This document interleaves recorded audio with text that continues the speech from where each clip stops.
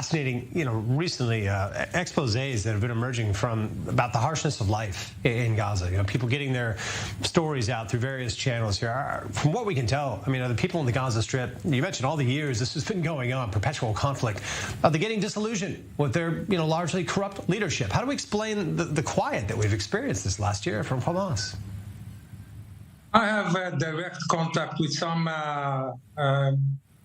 Gaza Strip businessmen, and they speak with me very freely about what's going in Gaza. And the answer to your question is unfortunately very simple.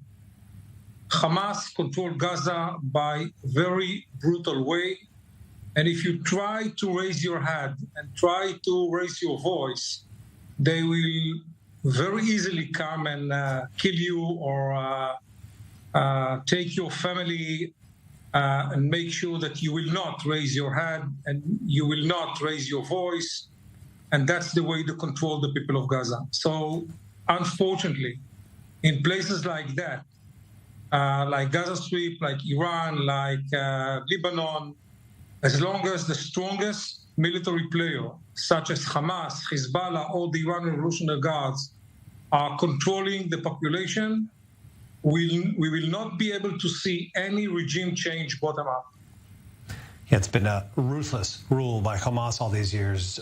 Fairly underrated, underreported, in my opinion, on what's happening in Gaza. Too much focus on the conflict with Israel. Look, for this new Israeli government, a lot of questions now about what will be the emerging, path forward, just vis-a-vis the Palestinians at large. What's your feel about, where we're headed? I believe, without getting into the Israeli politics, that we are living and watching a coin from two different angles. On one hand, everybody waits to see who is going to replace Abu Mazen.